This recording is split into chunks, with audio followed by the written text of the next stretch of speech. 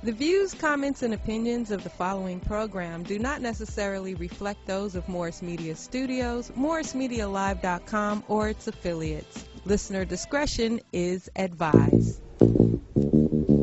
As a small biz grower, so we roll, using procurement, program, and control. As a small biz grower, so we grow, using procurement, program, and control. I'm a businessman, yes, I'm an entrepreneur. Oh yeah, I'm a businessman, yes, I'm an entrepreneur. Oh yeah, I'm a businessman, yes, I'm an entrepreneur. Good afternoon and welcome to the Business Zone. It is January 4th, 2019. We have been waiting for 2019. You are here with Crystal. Don. And Mr. Gilbert, Mr. Buchanan is on his way to Las Vegas. It's Girls' Day. It's Girls' Day, but we got an exciting, fun, with a whole bunch of men. Fantastic show today. We're kicking off the new year with a bang. We're going to talk about investments, and we're just going to talk about how to create wealth. For yourselves, for your community. This past week was Kwanzaa, and I'm a big component of Kwanzaa, mainly because of the fact that, Recycling Black Dollars, of which I'm the co-director for, and it really,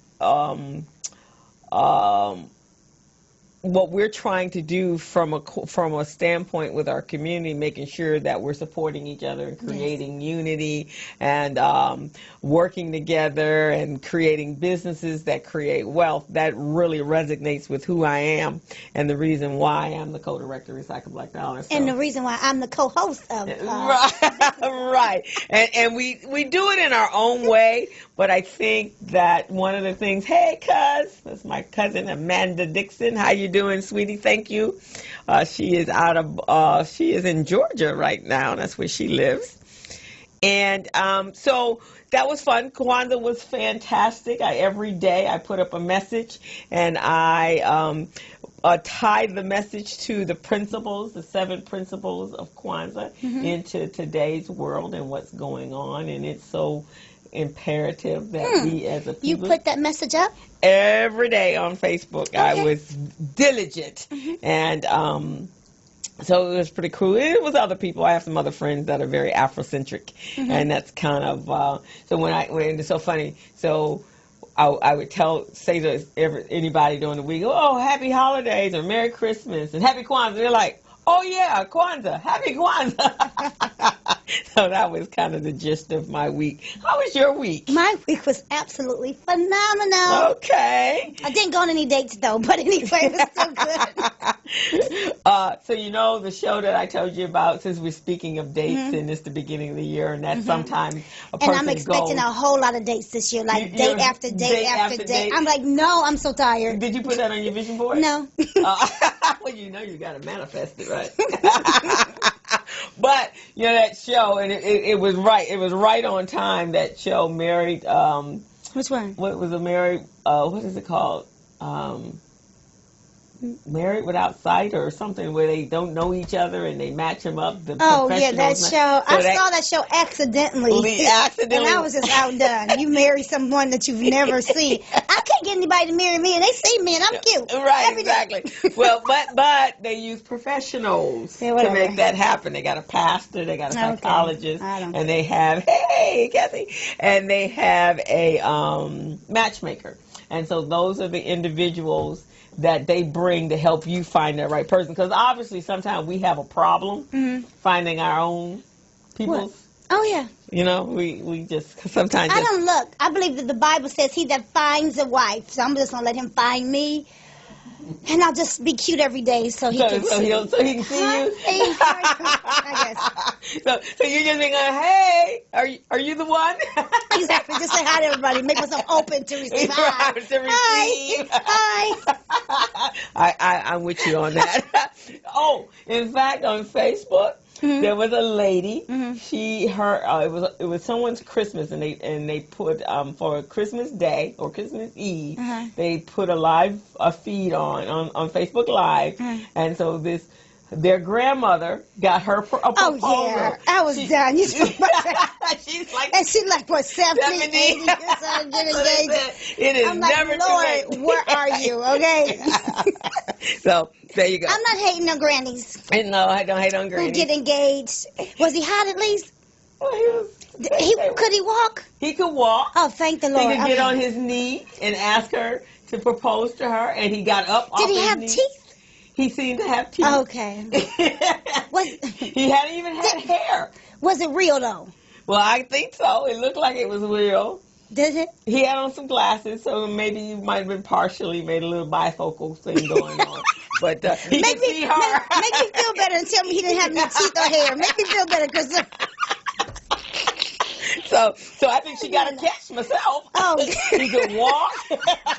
He had hair. I'm upset. He didn't even have a belly. I think she got the catch, girl. Oh, no, I'm really upset, because everybody who asks me out now got a stomach. And then I get an attitude. I be like, dude, I do this all day for work. Really? I don't want to come home and have to get you in shape.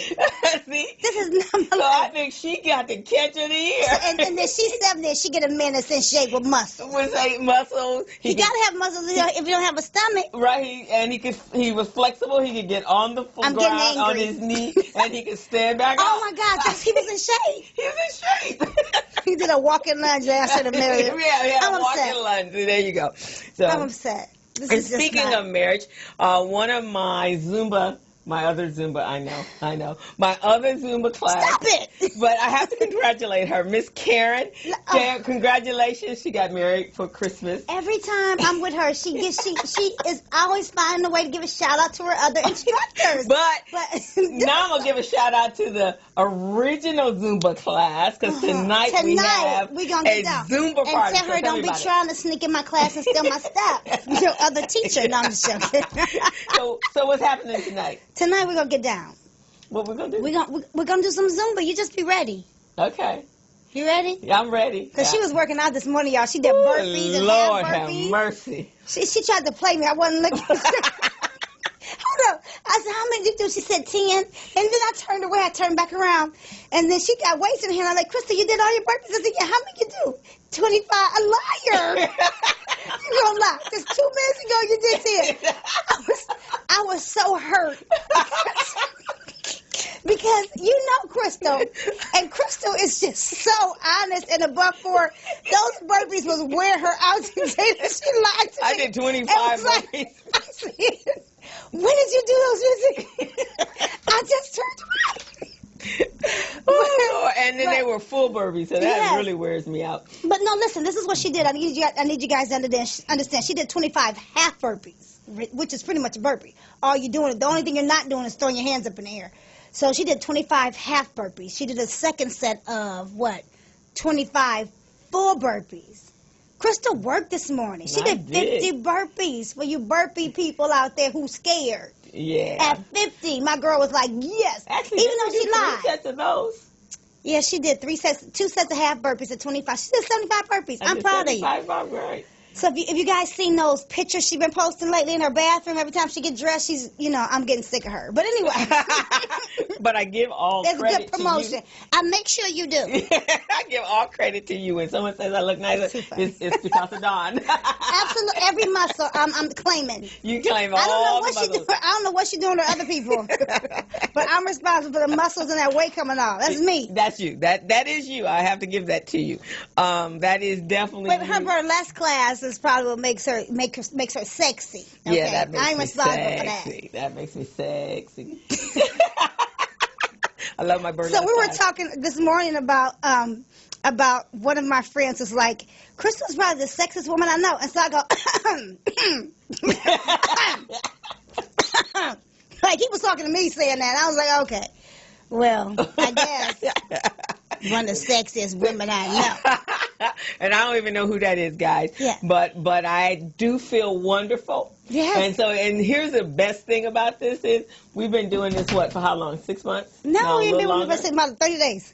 No. We've been doing a little 30 days. But anyway, These are 30-day so I results. did not have to put that on my goal list because that's already in place. You know, a lot of people today, this year, January 1st, everybody makes plans to get in shape. To get in shape. That's usually the first one, right? Right. And then the second one is to find a mate. Yes. And then Not me.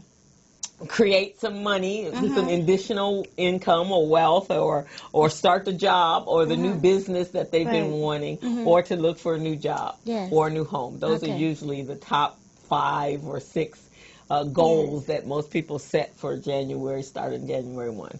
Well, listen, let me tell them one other thing about you. What's that? Usually she comes into the workout and it's time for her to get on the treadmill and she just has a fit. Today she said, do you want me to run at 5.2? When Crystal first started with me, she was barely walking.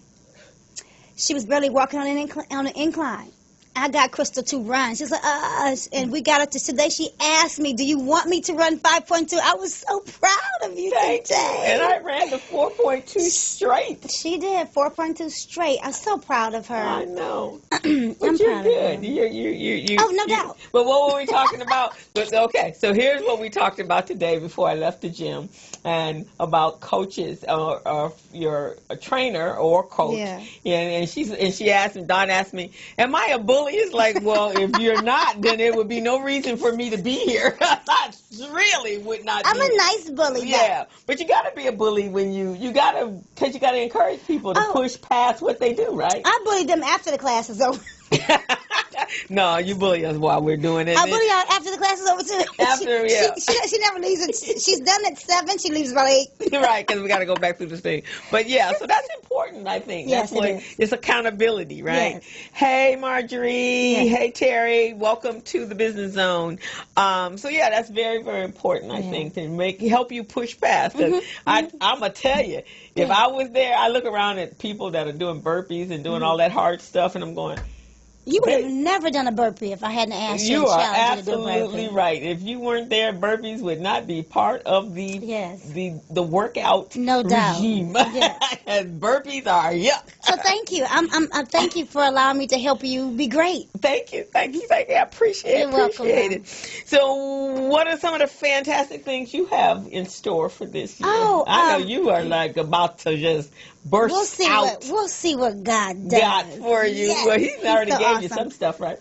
Yeah, he's awesome. My online platform has launched, so my challenge will be starting really soon. I'm super excited. One of my girlfriends said, "Wasn't your challenge supposed to start at the beginning of the month?" I said, "Yes, it was." However, what we're going to do is, after the first 30 days, people quit anyway before the first 30 days is over. So I'm going to be there to help them. On the backside. With some new ideas when they start to give up. So it'll be launching really, really soon. I'm excited about that. And the radio show gets picked back up. And we got picked up for a second season of The Blend. Okay. So I'm looking forward to that. We start taping in February. And just so many things. God is just so good. I plan on running 4 marathons this year myself. Really? March 23rd is the first one. And guess what? You're running with me. Huh? Mm-hmm. Not the LA marathon. No, it's only 5K. Oh, okay. You won't die. Okay. So we're going to do some short marathons, 4, 1 a quarter this year. Okay. Yay! Yay. Yeah, it's a 5K is 3 miles, Crystal. You run 2 miles on the treadmill. Okay. You'll be all right. All right. We're going to start training for it. It's going to be Okay. very exciting. So we'll have something else to talk about. March 23rd, Crystal's going to be out running a marathon with me. Oh, okay. Well, I'm looking forward to that, I think. As we go along, I'll find some enthusiasm to be all that.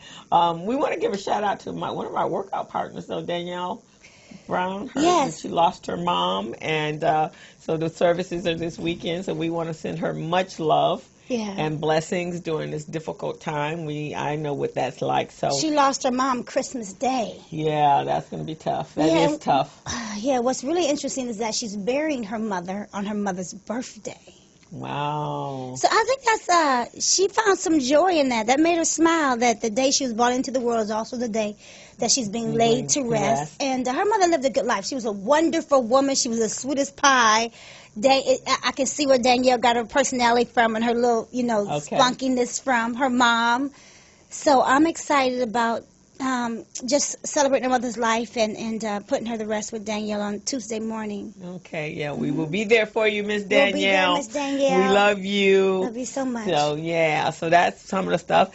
So we're going to get ready to go with our show today. We got a packed house today. Do. And so I'm looking forward to our guests, and we have two in the house right now, so we're going to bring one of them up. We're going to take a quick break, and you are tuned into the Business Zone with Crystal, Gilbert, and Don. Gilbert is not here, so it's Crystal and Don. Yes. So we'll be right back.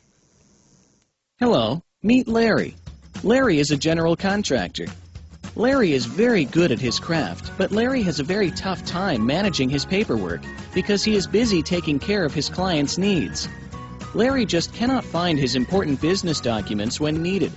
Larry is also being passed over for bid opportunities from prime contractors because he is perceived as not ready. He doesn't know where his business license, certifications, insurance, and other key corporate documents are located most of the time. Lucy owns an auto body and collision repair shop and has been using a business management and procurement assistance program called Small Biz Pro to keep her business organized, business ready, contract ready, and bank loan ready. Small Biz Pro is a 3-in-1 cloud-based business management, procurement, and market research assistance system designed to help businesses become business ready, contract ready, and bank loan ready. It also provides back-office operation solutions for small businesses. Lucy is able to stay ahead of her competitors because she uses Small Biz Pro to manage her business daily. Lucy just clicks on Small Biz Pro from her tablet, mobile phone, laptop, or any internet-accessible device for data retrieval, and she's got it. Lucy introduces Larry to Small Biz Pro, and now Larry is more organized and can now find all of his documents and new bid opportunities in seconds. Larry now saves $120 in labor costs for each missing or misplaced document. Just simply go to your web browser and log into smallbizpro.net and register today for a limited 30-day free trial offer. Services start as low as $1 per day. Let's put the competition out of business.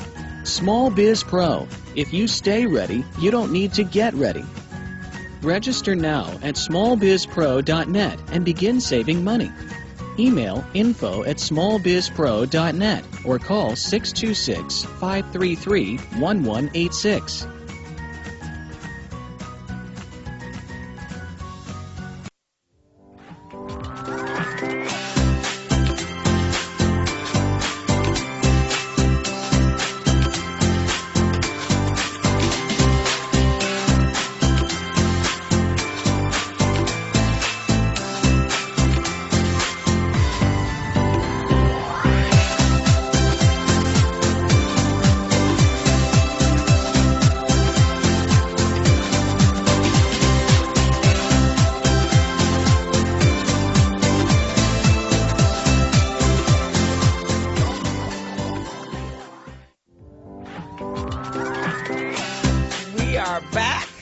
You're to the Business Zone with Crystal, Gilbert, and Don. And we have an incredible guest in the studio today. He's going to talk to us about creating wealth, which is really, really important, both for our personal lives, for our community, and for the legacy of our families.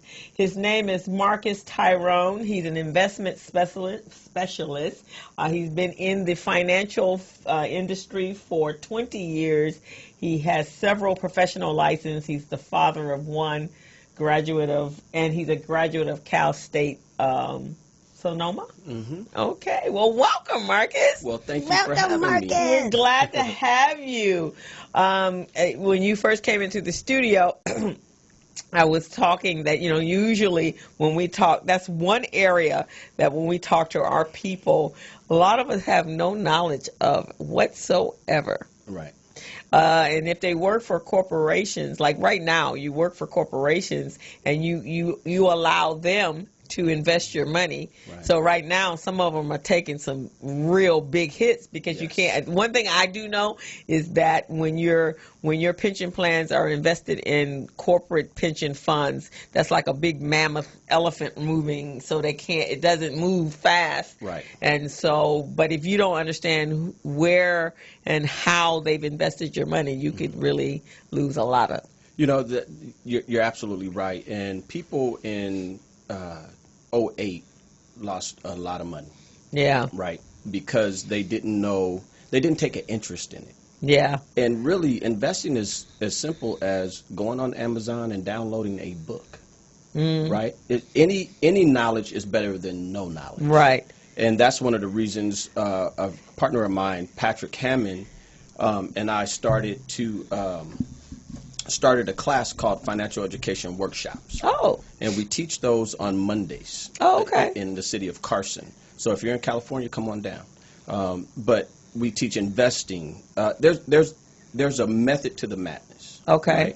Right? And getting back to 2008, the reason these big pension funds and big 401k funds can't move is because there's so many different people involved in the process. And the first thing is you have to know how to pick your funds. You have to know how to pick your portfolios. We teach you how to do that. Okay. Right? And that's really simple. It's just knowing a few simple concepts like small cap versus large cap, mid cap. What a bond is, what a government bond is. And so just knowing those few little things will teach you how to pick your portfolio at your job to get the most out of it. Then what we also find is in those large portfolios, those large companies, is they're not really managed. Okay, so you put your money in and it sits there. But there's no one there actually watching your portfolio. So if you do a few simple things, I'll give you the process. I'll give the people the process to investing. It's really simple. Your 401k to match. You usually don't want to put more money in your 401k than what they match. Okay. Because the interest rates are usually very low. Okay. Because you've picked the wrong portfolios. Right? Then secondly, you want to have a Roth IRA. Now, how many people know about Roth IRAs? They've been around since 1984. But they're a tax-free investment. I don't know what camera to look in, but right there. It's a tax-free investment for you. So when you go to withdraw it at age 59 and a half, which is the legal age, you can start withdrawing money. All the growth there is tax-free. Oh. But they're not all created equal. Yes. So what's the difference in between a regular IRA and a Roth IRA? Okay, so you have a traditional IRA and you have a Roth IRA. A traditional IRA, you can take a tax deduction off your taxes, right? But with the Roth IRA, you can't. Okay. Right? But they both grow tax deferred. And and then when you get to the end of the Roth IRA, all the interest accumulation is tax-free. When you get to the end of a traditional IRA, you owe taxes. You owe taxes. So a Roth IRA is the best thing to have. Yes. Okay. Now, a traditional IRA has its place, especially when we're doing rollovers. Okay. So if you're going to roll, let's say you're retiring, you're going to roll over your money from your 401k, we're going to put that into a traditional IRA if that's what suits you best. Now, does it have an amount, a limit of how much you can have in your IRA? No. So, well, your contribution limit. Yeah, your contribution limit. So each one is $5,500 a year. Okay. Under the age of 50. And over the age of 50, it's $6,500 a year. Okay. Now, but when you're doing a rollover, you can put the whole as much as you want in it. Oh, but let me get back to the process to investing. So you have your 401k to match. Then you have your Roth IRA. Now you need a self pension. What is a self pension? It's an annuity. But those are specific to a specific group. Okay, and why if people in their 60s and 70s will go, I don't want an annuity, because back in the day they were horrible. Right. Okay. But now they've caught up with the times per se. Okay. And they have a place. The reason you want to have an annuity is for lifetime income. That's what an annuity is for. Okay, and then fourth, you want to have now if you're able to accomplish 1, 2, and 3, now you want to go back to your 401k if you're still working and max it out. Most people don't know that they can max out their 401k. You can max it out. If you're under the age of 50, it's $18,000 a year. If you're over the age of 50, it's $24,000 a year.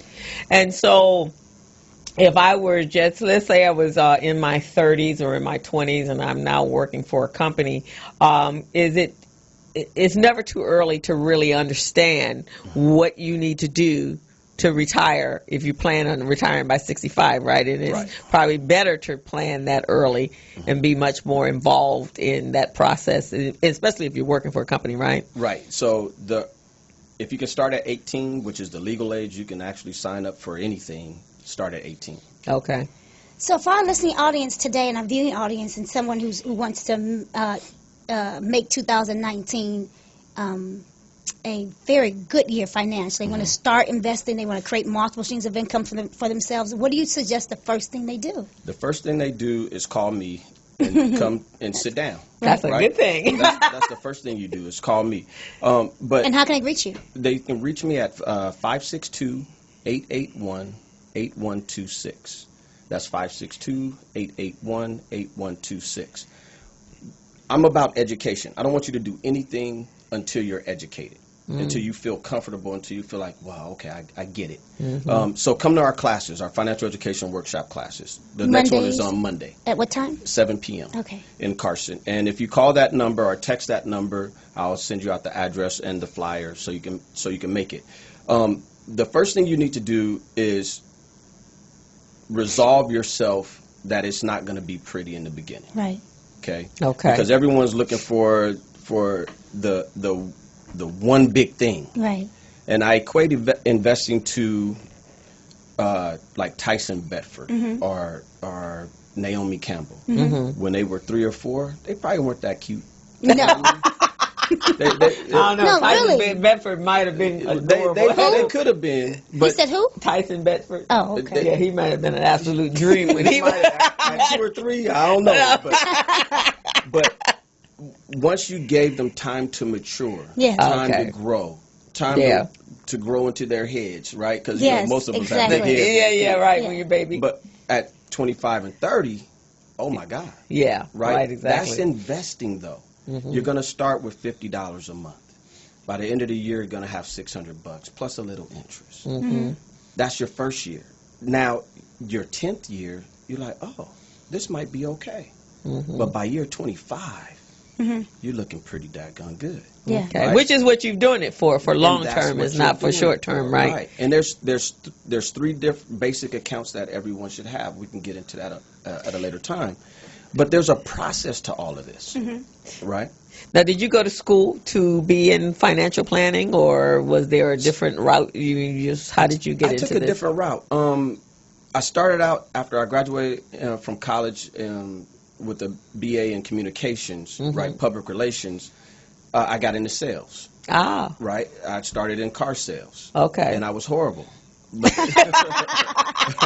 So they put me in finance because I was always asking questions. Oh, okay. Right? And from finance, the finance office at the car dealership, I went to mortgage loans, then to a mortgage banker, then to become a business banker with a prominent bank that everyone knows, and to what I'm doing now. But my earlier career was, I hated it because I was always putting people in debt. Everything that the financial service industry does is debt. Think about it. Your car loan, student loan, everything. You can borrow money from your 401k. That was the worst thing they could have ever done.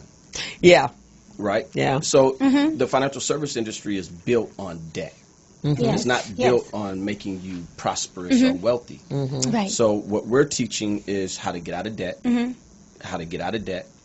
right? Nobody ever wants to come to that class because, well, how am I going to look like I have money if I'm not spending it? Right. So we want to get people out of debt. Then we're going to show you how to invest. Awesome. Yeah. So how long are your classes? They're about an hour and 15 minutes of solid information. Okay. Then we have about a 15-minute question and answer, and then we kick you out the door. Okay. Because we want you to come back. Okay. Right? We don't want it to be a 3-hour class. Yeah. Is there a like a 6-week course? Or Yes. So, and I'll give you guys one of these flyers, but session 1 is an overview of the whole entire course. Then we go into properly protecting yourselves with life insurance. Right. Then we go into debt elimination, then investing, then budgeting, and money consciousness. Yes. Because a lot of us in our community don't have money consciousness. Right. Exactly. Right? And then we go from money consciousness to we give all of our people a challenge. Yeah. Now, it's a 30-day challenge. Okay. Right? And we stole this from another prominent person because it works. Yes. Right? We show you. We want you to get properly protected. I have a philosophy with life insurance. I believe that they would stop killing young black men if we all had life insurance. Because if we had life insurance, they would be creating black wealth. Yes. Yeah. Right. Yes. I agree. So if you want to stop us from getting killed, y'all, go get some life insurance. Right, because life insurance is income replacement. It's income Right. replacement. Right, Exactly. because then you have a value. You put a value, and there was a I'm gonna get his name, but there was his name is and I don't know if you've ever heard of him, but he became the first black millionaire, and his name is A.G. Gaston. A.G. Gaston. Yeah. Yes. So he was the first black man, and he did that by selling insurance and cemetery plots. Yes. Right. And then he became extremely involved in the civil rights movement. But and we're talking in the 1800s in the Deep South. He when he died, he was the grandson of a slave, but he died with a value of over $130 million. Wow. You know, and that's in the 1900s. those stories of black millionaires and prominent black people who have created wealth long before we came along are in a book that I read a couple of years ago by Dr. Dennis Kimbrough. Is it the Millionaire? Not the Millionaire No, Next Door. my goodness, I can't think of it. But it was written by Dale Carnegie. The Black Choice? Think You Go Rich? Yeah, The Black Choice? Think You Go Rich, Yeah. a Black Choice. Yeah, they're in there. All of those Definitely. stories are in there, and I suggest anyone who likes to read or who wants to even start thinking about building wealth to go pick that book up. Yes. Right? Yeah. The Black Choice. Yeah, that's it. In fact, somebody recently asked me what was one of the best books that I read, and that was one of them. Yeah, and from that, in February, for the show, for the whole entire month, I identify all the black business owners that were wealthy or millionaires. And in fact, I just heard that, and I'd love to get him Skyped into the show, a young man who just recently purchased. He owns Shea Moisture, which is the hair it's a good product. friend of mine. Yeah, well, he actually just bought Madam C.J. Walker's house, and he's now turning that into an incubator for women entrepreneurs. Yes. Fantastic. Yeah, isn't that awesome? That's awesome. That's awesome. To have the foresight to do that is phenomenal. Right, exactly. So he bought the mansion, and that's what he's going to do. Fantastic. And that's that legacy stuff, right? Yes. Because a lot of times, and I was just talking to somebody recently. Oh, it was the founders the founders of Broadway Federal Bank. So they didn't have children when both the sons and their father was Paul Williams. Her grandfather was Paul Williams, and then the Williams and the Hudsons got together because they were a prominent family in Los Angeles. And so the children of Paul Williams did not have children, and so the legacy is done. Stop. Right. And so now the bank is still there, but the bank is no longer family owned. And so those are the things that we as a people have to create legacies, because our children, when you look, we can look here and go, wow, and I am assuming that A.G. Gaston's family is still, the legacy was there, because that's $130 million. So what would that be equated to today? We have a rich history as black people of creating wealth. We just don't know it. Right. Right. Exactly. And so we can continue that tradition, right, by sharing, by educating one another. Right. And that's the goal of the financial education workshop, is to just give out the information. We don't charge for this, right? We just want to give the information out. Yeah, and it's important. And there are a number of people right now is on social media. That's what they're doing. There's this one young lady, and I think she's from the East Coast. Her name is Deirdre. I mean, this lady, I thought I was a researcher, but she digs up some stuff about our people that is absolutely phenomenal. Things that you've never heard, but that's what she does. Right. And I think she has a radio show back east somewhere, but she's just very intrigued and letting us know that we didn't start at slavery. No. And even after slavery, there were our forefathers that were just doing some phenomenal things, and the inventions that we've created just out of necessity. Right. So to make our job easier, for even working in slavery, we created brooms and combs and and cell phones and microwaves but when our young people, they don't know these things because that information is never disseminated. Right. Well, look, if I wasn't in investing, I wouldn't know the name John Rogers. Right. And John Rogers is phenomenal. Yes. Right. He started Ariel Investments, the black-owned mutual fund company. Yeah. I mean, come on, we do phenomenal things. Yeah, Golden State was a mutual fund, and actually, that was the area we started. We either had cemeteries and we sold burial plots. Yes. So insurance was really one of the top industries for us at the time. And now it's hard to find us because I had started out when I came out of college. I started out in the financial planning industry, and I was in it for about 20 years. Okay. And 15, 20 years, and then I decided to become an entrepreneur, and at the time when I came out, it was at the first recession we had in the fall was in 2000.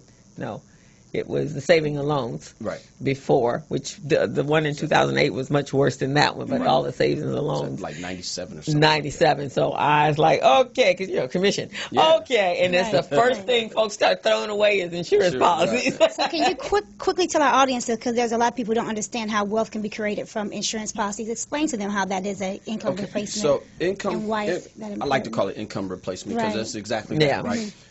If your family depends on your income, and you suddenly don't come home one day, your income stops coming into the house, right? So now, what does that family do? They have to start all over, right? So life insurance protects that income. It insures that income.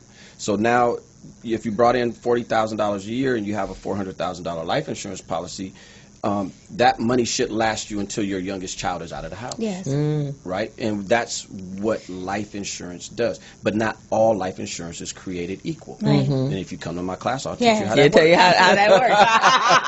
So that class is on Monday night in Carson. Where in Carson? It's in Carson, right behind the you know where IKEA is? It's right in the industrial area there. Oh, okay. So it's in a nice part of town. And it's at what time? 7 p.m. 7 p.m. And if you call 562-881-8126, I'll text you the address and you can come out. Okay, and if you send me the information, text me or email me the information, and I'll make sure it's in the body of the description of the show. I'd love to thank you for having me on this show. Oh, this has been phenomenal. I'm proud of you. Thank you. Don. I've known Don for a couple of years. I've listened to her show, but this is awesome. Yeah, this is our way of doing exactly like what you're doing. But, I think for us it's just a matter of reinforcement. The more you hear it and you hear like the conversations we're having, because a lot of times, we take it for granted that everybody knows this stuff and they don't know that stuff. But the one thing I do know is as a people, we need to stop having GoFundMes to bury our loved ones, and we need to stop standing in between cars asking for money when we lose a loved one. We need to plan, because as my aunt used to say, death is inevitable. It's going to hit all of us. And so when she was preparing people, and she's a grief counselor, you have to be prepared for that. And so even if your parents are not addressing it, then the children of the parents need to address it to make sure that there's something in place. Yes. Yeah, because one of the things my mom did when she died of lung cancer about 7 or 8 years ago, my mother had all her insurance policies together, and when we knew it was inevitable that she was going to die, she said, "Okay, up in that folder, up in the closet," and I'm like, "I don't want to hear that." No, you do want to hear that, and everything is in that closet. I need you to take it down and let's go through everything. Yeah. So I knew where everything was. And then I went, even before, when the hospice nurse told me it was time, that it was going to be close in time and soon, I went to the mortuary and I made all the plans and all the arrangements. And so on the day, all I had to do was make a phone call. And so now it wasn't the hurriedness. I mean, it's already an incredibly crushing time. And if you got to worry about how you're going to bury them, that's much worse. And if you have to worry about these policies paying out. Right. Because a lot of them don't. Like you said, all policies are not created equal. My best girlfriend, her mom passed away on Christmas Day. The funeral was this coming week. And her mother had a whole bunch of policies. So I'm praying to God that all those covers, she had the right type of policy that pays out for her and her children, and all of her things are in order. So well, as a gift, if you like, if she needs help analyzing those, I'll be more than happy to do that for her. So if any of our listening audience needs to talk to you about insurance, they can call you about that as well. Yes. But if they have policies they want you to look over, you're available for that? And look, whether you call me or not, read it. Yes. Because if you don't read it, yes, you're going to be very disappointed. Yeah. Right, I have tons of stories of people who actually just sat down and finally read it and go, no, this can't be right. And the interesting thing is, it's right there. I had a girlfriend of mine who, it was right there in her face that this does not pay out if certain things happen. But she was listening to what the person said because the relationship was like, but they told me it was. They told me it was. And I said, no, it says it right there. Right. It's not going to pay out. And that's why it's good to call you to, even if you've had it for a long time, to reevaluate to make sure that it's still doing whatever the original idea was when you purchased it. And we don't require you to purchase anything from us, right? We want you to make the most intelligent decision for you once you're educated. So if you think that's going to a different company, then take the information and go to a different company. We have no problem with that. We just want you to be educated. Right. That's good. That's because without fantastic. education, you're making a huge mistake. Well, one of the craziest things about insurance that I just don't understand is that they tell you you're going to be paying into this insurance policy for 2 or 5 years, and the first 2 or 5 years, there's no money. There's no money. Why? Because I pay into the bank for 2 and 5 years, and there's money. Right. Why is there no money for me? I guess well, you guys were talking earlier about how the good book says, you know, for lack of knowledge, people perish. People perish. Right? Yeah. So, look, we're all going to go. Yeah. We just don't want to go badly. Yes. Right. And I think it comes down to preparing. So we prepare for everything in life, and you know you're going to die, so you got to prepare for that. And the one analogy is when a person's having a child, you go through a whole process of 9 months of preparing for that. So we should do the same thing for the entirety of our lives and the end of our lives as well, because you want to make sure if something were to happen to you and you have small children or you college-age kids, that those children are prepared. There's something to take care of them, because that's devastating if they had a life plan and then all of a sudden mom or dad is gone, and God makes that decision, not us, and you don't have anything in place, and that totally changes the whole dynamic of the entire family. So I've been teaching my daughter these things since she was 4. And how old is your daughter now? 22. Wow, really? Yeah, she just graduated from Clark Atlanta University. If you're watching, I love you, baby. Oh, my goodness. One would never look at you and see that he had a 22-year-old daughter. I started when I was 3. Okay. Got it. Or as they say, good black don't cry. Thank you. But, so if anyone has any questions, I don't know if they have any questions coming in on your Facebook or on the website. I asked you a couple that we did already. Yeah. Fantastic. So we will make sure, though, so when the show goes live, but it's on YouTube. Okay. And so I will edit it and I will send you the clip.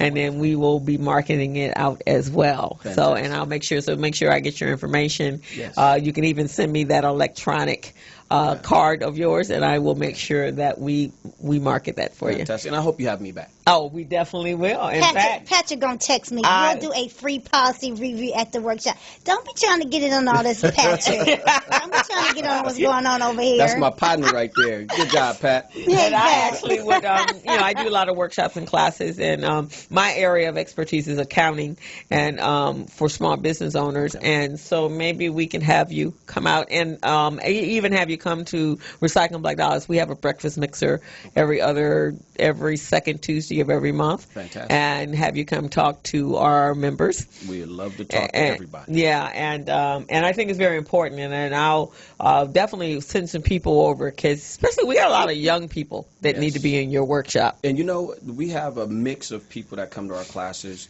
and the kids are the ones that keep bringing back the older people. Yeah. Because they're intrigued because they've never had these conversations. Right. Right. They're not conversations we have at the dinner table normally. Right. But it will start those discussions. Yeah. It will just start. Yeah. In fact, one workshop I did one time was called reevaluating your assets, making sure that your assets were doing what they were supposed to do when you purchased. So a lot of people had to make some decisions. Fantastic. So we're going to go to break and get to all the rest of our wonderful guests. It was amazing to have you here. Great information. Thank you so much. And I most definitely will have you back. Fantastic. Thank you so much. Okay. All right. We're going to take a quick break and be right back. Be right back. Hello, meet Larry. Larry is a general contractor. Larry is very good at his craft, but Larry has a very tough time managing his paperwork because he is busy taking care of his clients' needs. Larry just cannot find his important business documents when needed. Larry is also being passed over for bid opportunities from prime contractors because he is perceived as not ready. He doesn't know where his business license, certifications, insurance, and other key corporate documents are located most of the time. Lucy owns an auto body and collision repair shop and has been using a business management and procurement assistance program called Small Biz Pro to keep her business organized, business ready, contract ready, and bank loan ready. Small Biz Pro is a 3-in-1 cloud-based business management, procurement, and market research assistance system designed to help businesses become business ready, contract ready, and bank loan ready. It also provides back-office operation solutions for small businesses. Lucy is able to stay ahead of her competitors because she uses Small Biz Pro to manage her business daily. Lucy just clicks on Small Biz Pro from her tablet, mobile phone, laptop, or any internet-accessible device for data retrieval, and she's got it. Lucy introduces Larry to Small Biz Pro, and now Larry is more organized and can now find all of his documents and new bid opportunities in seconds. Larry now saves $120 in labor costs for each missing or misplaced document. Just simply go to your web browser and log into smallbizpro.net and register today for a limited 30-day free trial offer. Services start as low as $1 per day. Let's put the competition out of business. Small Biz Pro. If you stay ready, you don't need to get ready. Register now at smallbizpro.net and begin saving money. Email info@smallbizpro.net or call 626-533-1186.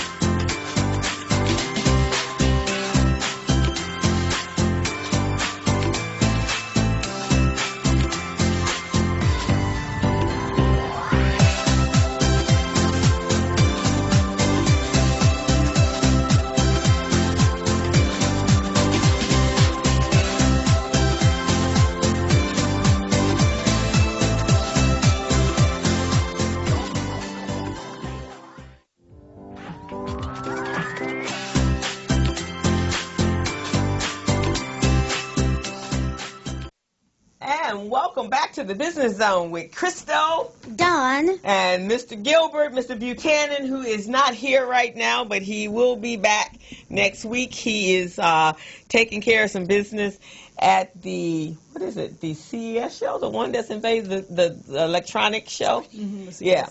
So he is excited because he's hoping he will meet, and not hoping, he is going there with the definitive plan to meet some individuals that's going to help take his Small Biz Pro to the next level. That's what you got to do. Yeah, you got to go out there. Got to go get it. So we have a lady in the studio today. Her name is Cassie Betts. And Miss Cassie, she has a couple businesses. Couple things happening. Couple of things happening. So she's the CEO of Miss LA or MISLA. MISLA, or which is an organization, nonprofit organization. Correct. And then she's also the founder of a company called District 2. District 2. District 2 is a fashion tech company. Yes. Okay, so this young lady is unique. She's in technology. Now, everybody's always saying that black folks are not in technology. That is truly not the case. Because she is, and as long as I've known her, and I think you came to a workshop or something I was doing, and at that time... Recycling black dollars. Right, and you had just started... Yes. You had just started District 2. And how long ago was that? Thought. It was a thought. That was like in 2012. Okay. That's where I met Joe Rouzan. I stalked him, yes. Okay, Hi, you Joe. stalked him. So let me give you a little background. So she's been in the apparel business for 15 years, working with such companies as Disney, MGA, Warner Brothers, and having her designs grace the retail stores of Nordstrom, Bloomingdale's, JCPenney's, Macy's, Kohl's, Target, to name a few. She is a fashion, what's that? Fashionista? Fashionista. She might look now. younger, but millions of dollars in fashion industry revenue has stemmed from her fingertips. She is a custom couture wedding and red carpet dress designer. No, I didn't know that. Oh, you didn't know that? No, I didn't know that. Did you say wedding? Yes. Wedding. Ninja Stone. I know I heard your previous show. And on top of all that, which usually you don't see those two to go together, she's a tech junkie. Yes.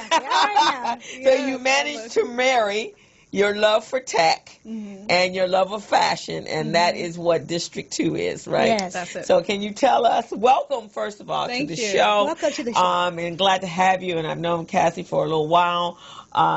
She actually spoke with our kids at Biz Camp a number of years ago. I think that's the first time I met you. Yeah. And she has an incredible story, and out of that story she's created this incredible young woman. She has two wonderful young men, and they're Hi, Cameron and Jaden. Cameron two and children. Jaden. Yes. And they are a part of the Young men. Young men. Pete Brown Jr. Yeah, because one of them stands taller than she is. Yeah. Wow. And they are part of the Pete Brown Jr. tennis program. And so when I told her we had a free program, she just rushed over with her kids. Quick. And then we actually even got her out on the tennis court, and she's playing tennis. So welcome. Glad to have you. So tell us a little bit more about you, and how did you manage to merge these two? Yes. And why didn't you choose one instead of the other? Well, I didn't choose one instead. It chose, I chose them both. Yes. Because that's life. You know, you can do a little bit of everything you want to do in life. But I learned to code when I was 9. Wow. Yeah. Wow. It's not as wow as it sounds, because really the only reason I learned was because my father had put, he came home one day, he was like, oh, you want to play computer games? Well, here's a book, and there was this OG language called Pascal, which I remember that. some young engineers way back when, telling my age. But and if I wanted to play the games, I had to code them. I had to program them into the computer. And so that's when I first learned, and it was not cool. It wasn't like it is now, like coding is coding. You know, Zuckerberg, Facebook, we got Snapchat. Yeah, no, that was everything's cool now, but then it was not Right. at all. So and you just wanted to play games. I want to play games like everybody else on the That's block. awesome. You know, why I gotta build the game? You know, so that's how I got into it. And I was just always a techie. I was kind of forced into it, you know. But I'm glad actually now in hindsight, that I was. But I kind of wish I had known really how dope it was. Right. Then, you know, like I was just like, I'm gonna be a fashion designer because that's sexy. You know, like this is not. Yeah. So anyway, fast forward, I did the whole fashion design thing, you know, traveled the world, made the money, worked for a lot of companies, started my own business. It was great. And then I was just like, why isn't, like, when I got into the fashion industry, I thought that the technology was going to be like, it's fashion, like, it's going to be fly, it's going to be cool, it's going to be sexy. It was like Microsoft Excel spreadsheets, you know, and Adobe Illustrator. Wait a minute, excuse me, where the sexy part? Which Adobe Illustrator, Adobe, y'all are sexy, okay, let me not, y'all are definitely sexy, but Microsoft Excel spreadsheets. Yes. So I was like, oh, I'm going to make some software to, you know, help the fashion industry. And then as I got into it, I was like, ooh, okay, maybe I'm just going to make a platform for the the fashion industry. Right. So I made a platform that connected indie fashion designers with manufacturers. Okay. So designers can post on our platform. District2.co is the website. And they can post like a production project. Let's say you want to make 1,000 jackets, and then manufacturers bid on it, and you can hire them from our platform. Wow. Oh, wow. Okay. So that's what I did. Wow. Okay. And because of my background, you talked about my background. So because of my background, I've always made sure that I give back to the community. Mm-hmm. I've been volunteering for as long as I can remember. Since I got on my feet, I've been volunteering for different nonprofits because I was homeless. I was a homeless teen. I slept outside. I know what it feels like to sleep on a cardboard box, y'all. Really? You know, and it's actually, a cardboard box is way more comfortable than the sidewalk. I will tell you that. Wow. Whoa. But yes, I know. And bus stop benches, I mean, you know, life happens. Yes, and, it does. And you can't judge people because you don't know where they came from, where they've been, and Right. you don't know where you're going because Yeah. we're all just one paycheck or one company closing away from the streets, you know? No doubt. So we can't forget that. And I always wanted to give back. So in 2014, I started MISLA with a group of friends in South LA. MISLA stands for Made in South LA. And at the time, we hired a bunch of high schoolers to come work at District 2. So we got a grant. And the grant helped like pimp out our space. We were at Soledad and Richmond Action at the time, which is a charter school. You guys know, in Manchester. Funny, I didn't know at the time, but that's the charter school. The charter school where like all the bad kids go. Right. But those kids were awesome. I didn't even know for 6 months. I'm there with like the baddest of the bad, so to speak. Really? You know, and they were awesome. Yeah, I mean, the kids have never been an issue at any of our boot camps or anything we've done. We haven't had any issues here in South LA at all. It's been all love. It's been all great. The only issues are politics, you know. And that's really what created the bad kids was the politics. Not the kids. Right. It was the presumption that the kids were supposed to be bad to keep them in their place. Exactly. So what does Miss La do? So MISLA now is a boot camp. So we are a project of Vermont Slauson Economic Development Center, which is VSEDC, is what everybody knows it as. So Vermont Slauson helps small businesses in South LA. Last year, I think they loaned out like about $5 billion to small businesses in South LA. Biggest, second to SBA. Right, just second to SBA. So I'm very happy to be a project because District 2 started with Vermont Slauson. Okay. So, and you know, I think I've made them proud. You know, I was in Forbes. Awesome. You know, we did good things. We're doing good things, you know, with District 2. And so then MISLA, they took it under their wing, and we're doing coding boot camps. So we have boot camp. This year we have boot camps that will be at BALA, Boys Academic Leadership Academy. Okay. Shout out to the BALA boys. And View Park High, we are also doing a pitch competition with different high schools in South LA. That's through Union Bank. It's called the Youth Entrepreneurial Challenge. So you can find information on that on vsedc.org. Okay. And that pitch competition last year, the top prize was $5,000. And the students won $5,000, $2,500, and $1,000 first, second, third place. Our team, the team I coached, I coached all the View Park kids. Well, students. They don't like being called kids because they're in high school. You know, they grown. Yes. They so grown. Yeah, they grown. And then it hurts them because I look like a kid. They're like, "Who are you going to be a kid?" You know, I'm like, "I'm so grown." I'm so grown. Right. So anyway, they won second place, and then we had a boot camp afterwards where they built their own websites. Wow. So now the really cool thing that our youth are doing are we're training them to code by building websites for local South LA businesses. That is awesome. So if you're a business, you need a website. That is awesome. MISLA.org. Hit us up and you'll click the Hire Us button and you'll see information about how to commission us to build your website. It's tax deductible. Really? We will look out for you. It's $1,000 normally, but if you are a South LA or a nonprofit business, we will look out for you. So it's $1,000. That's the rate for the website. It's $1,000, but we will look out for you. That's a good rate, though. That's a good price. That's a really Call good. me and I will hook you up. Like, hook Okay. you up. So the kids that's come through your program, are they enthusiastic about tech, and are they going to college to pursue a career in technology? They really are, especially like the middle schoolers. I was kind of dreading like working with middle schoolers, but after I got there, I was just like, oh my God, they're so into it. And I think they're not as jaded as the high schoolers. High school, y'all.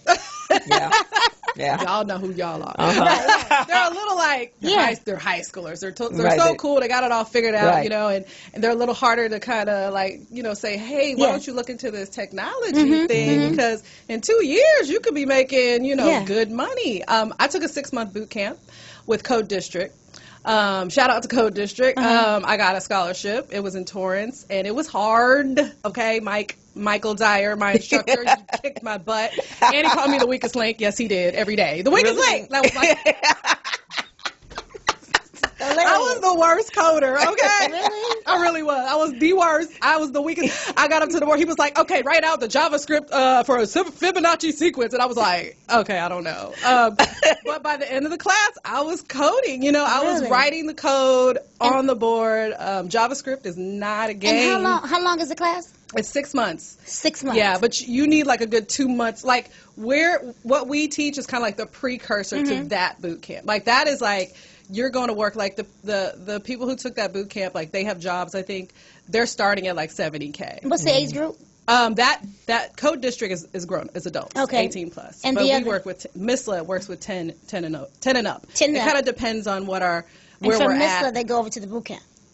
From MISLA? MISLA, well, not the 10-year-olds because I mean that would be great. I mean, But you said 10 and we're up, working so if on they're that. 18 years old, then they can go over to the... But then they can go over to Code District. So yeah, shout out to Code District because they are very serious about diversity, and that's why I created MISLA was because we wanted to really work on the diversity in tech. I mean, it's a problem. It's a big And it's problem. interesting because sometimes I think because we don't understand it, so as adults that we figure everything is all preset for us, right? And especially when you could websites are preset and it's just drag and drop, that they don't see that it's so important for our children to learn that. I remember one of the companies that I worked for, last company I actually worked for, they were young kids. It was right at the early stages of the dot-coms. And I remember a 18-year-old kid came in. He had taught himself how to program, and he came in making $70,000 at 18 years How do you old. teach yourself? It's on YouTube. You can just teach yourself. You really can. Actually, you really can. I think you teach yourself anything. It's on YouTube. Some tools, some good websites I like. Udemy, Udemy, Udemy. Udemy.com, I believe. Really? Coursera. I believe Coursera has MIT classes on there. And MIT, basically you could take the whole MIT curriculum online. It's available to everybody. It's it's available, but it's intense. You know what I'm saying? How much are these courses? So our courses, they run $750 per student. However, again, we will hook you $750? $750 to For the $750 course. to $1,500 because we have different courses, which I'll talk about in a second. But we give scholarships, lots of scholarships, and we don't want money to be an issue. You know?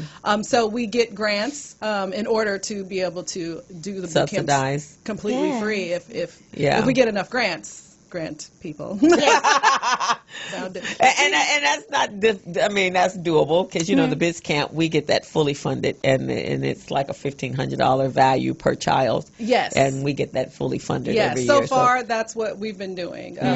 We're getting them funded by different means. I want to give a shout out to my partner Sean Fitzpatrick, who is like a super hacky, techie, geeky guy who I could not hack all these laptops that we have to literally hack these laptops to work because they're so old. I like her. That we have. So good looking out, Sean, of Teamwork Team Studios. So some of the things, can I talk about some of the things we have? Yes, please do. So I do have a big announcement to make that I'm really excited about. So Vermont Slauson Economic Development Center, VSEDC, owns a 10,000 square foot building on Slauson and Western. Well, it's on Western, just It's south like of 67th or 68th, Yep. somewhere like that. Yeah, Slauson and Western. And so it currently serves as a business incubator right now. There are businesses there that they rent out rooms for a discounted rate. They have workshops and seminars for the businesses. BSCDC.org, y'all. It's awesome. I am a fan, clearly. Now I'm their lead tech consultant. Oh, okay. Yeah, Terry Gilbert's one of my favorite people. Terry, yes. Joe, Greg, Terry, all the Yeah, BSCDC Joe's my other. fam. He's I love all of them. definitely a fan of RBD, Recycling Black Dollars. Terry is so funny. Yeah. Okay, but so we are working with the Annenberg Foundation through Pledge LA in order to turn that 10,000 square foot center into what I like to call as a creative collective, where we're focusing on tech and entertainment, and we'll be doing boot camps for web design. We have video game and animation and video game programming classes coming up right now. Wow. Before we even finish remodeling the location, I mean, we're like, hey, let's just make it work with what we got. You know, we got old computers. We can hack those to work. You know, we gonna make this work. Some of y'all geeks, y'all need to call us because we're doing really cool things. Sean is freaking genius on those computers. I can't believe how he makes like a 1995 computer work. Really? Amazingly. Really? It's brilliant. Because my computer broke down yesterday. I'm coming over to your house. I mean, he was taking it apart. So I'm also the technical, I work with Black Women in Tech. Okay. I'm director of tech learning for Black Women in Tech, and we're talking about doing a hardware class where we take apart computers and put them back together again, kind of like what Sean and I are doing with our boot camps, where they can, the students will learn how to, put the computers together from scratch. And the founder of Black Women in Tech is like super into hardware. And what's up, Lori? If you're watching. Phenomenal. My nephew, he blew us away last Christmas. He was in it was like his little factory, and he was in there, and all this stuff kept coming to the house. He's like, what you getting ready to do? I mean, big boxes, and he goes, he like, what you building? Yeah, what you building? And my sister-in-law, you're not building a bomb in your room, are you? What you doing? So he says, very nonchalantly, I'm building a gaming computer. And we're like, who told you how to do that? The internet. And so he got all his stuff in, and Christmas Eve, or 2 days before Christmas, he was in his room for 24 hours. He didn't even service to eat that we know of, and he built himself. How old is he? He's 22 now. How he built himself, at that time he was 20, he built himself a gaming computer. It's got lights and flashing and the console with the red and the green and the blue. And then like, if we can't afford it, we're gonna build it. Right. So that's what he did. And now he taught himself how to edit video. And so now he has signed up with Fiverr and Upworks, and so he has a couple of gigs. That's awesome. See, y'all, I'm telling you, like, you can teach yourself, and there's all these resources. Yes. In and around you. I mean, some of the resources that I work with directly. I'll just name a few. Like Steam Coders is one that's working out of. They teach middle schoolers how to code. Limitless Academy, they do robotics. The Brotherhood Crusade. Yes. Yeah. You know what I mean? Doing big things. Who else? And then I guess we need to, once our kids finish the biz camp, we need to move them on over to you. We've been talking about that. Yeah, because a lot of those kids, when they create these amazing businesses, quite a few of them are tech. Quite a few of them have app type of businesses. Some work in app. Some should work as platforms. But of course, they create the concept and the feasibility of it, and then maybe we can move them on over to you, and then they can actually. It can become an actual reality product. It really can. And I remember when I had this thought of like students building an MVP. I remember when I built my MVP, I mean, it cost hundreds of thousands of dollars, literally. Right. So the concept of like a student building an MVP was like, this is just not fair because I spent so much money. I mean, it's not to the extent of my, District 2, but still to have something live online that does anything, that takes emails, that, people can buy pre-sales or whatever, that does anything is pretty impressive, you know. It is. To do. So I was just blown away by the students, by the team that helped put this whole curriculum together. Shout out to Chris. I've called him my fairy godbrother because he's like this brilliant engineer who just comes and sits with me and helps me hack things out, and that's what I love about the tech community. Like, they're so helpful and giving, and they'll show up and they'll show out, you know, and especially if you tried. Right. I'm like, look what I tried to build. And they like laugh. Let me help you out. Okay, let us help you. I told you I was the worst coder in my class. So, are young women getting into? Because I know because when you earlier, I think it was sometime last year, and they were saying the percentage of women that work at the Googles and the Yahoos are very small. I think it's 4%. I want to say, don't quote me on that, but I'm pretty sure it's about 4%. Yes, in tech. small number. 1% is African American. It's very small, and it hasn't changed for a very long time. So what I find, which is very interesting in our coding camps, from little girls to adults, are the girls are like kicking the boys' butt. Oh, yeah. I mean, why is it that tech is all men when the girls are the ones that really... It's somewhere around adulthood where somewhere we get in our minds we can't that is do a boy thing? Something. I don't know, So, I mean, in my coding class, definitely the Asian boy was the best coder. Yeah, but they have. I think because of the whole gaming thing with them. But you're right, because even when we had the Biz Camp this summer, we had the girls. It was like the second day in both camps. I went to my colleagues and I was like, the girls gonna kick their butt. And in one class, we separated the book because they were misbehaving and they were getting on the girls' names. So we actually had girls on this side and boys on this side. So someone came, and one of the guests came, or one of the mentees came to talk to the kids. The mentors came to talk to the kids. And they're like, why you got the kids separate?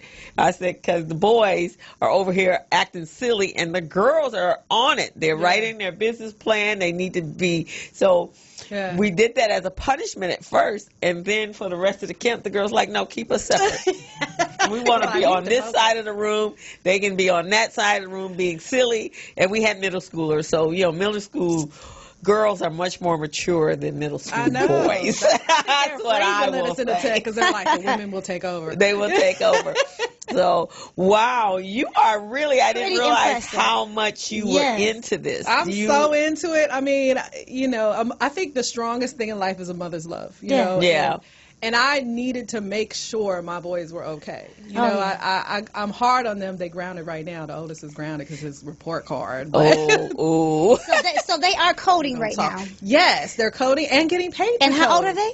15 and 10. And they're getting paid right now.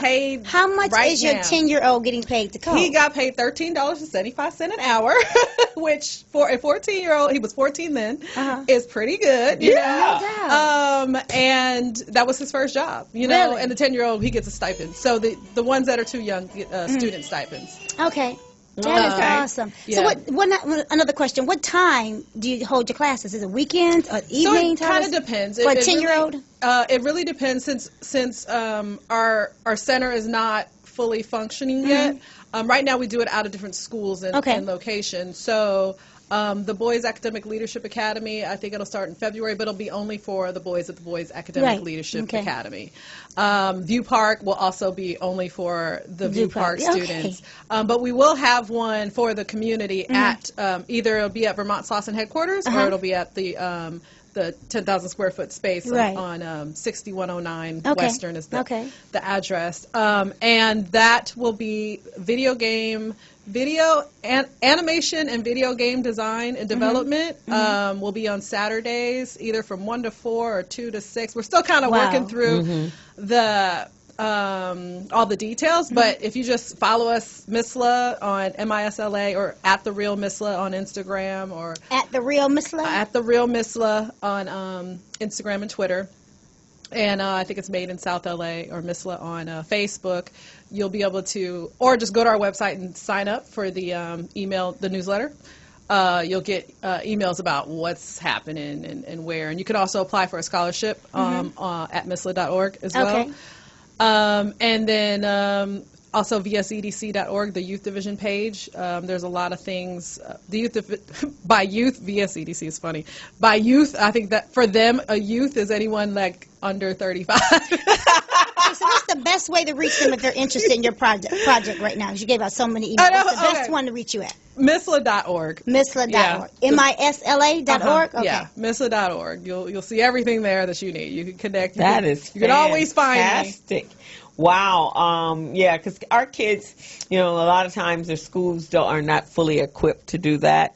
And so whatever they're learning to play games, but they really should understand how the games can make them money, right? Yes. Yeah, because they're prolific at playing the game. Yes. But no one's ever told them that that game can become your career. Yes. So let's get you in place so that you can go to college and learn how to do that. And someone is sparking the idea so that they can start games. Because the reason the Asian community is that way is because they see it as more than a game, right? Yeah. They see it as a business. Yeah. There's a show that is on Netflix right now. It's one of the originals. It's called The House of Alhambra. You will absolutely love it if you're this tech person.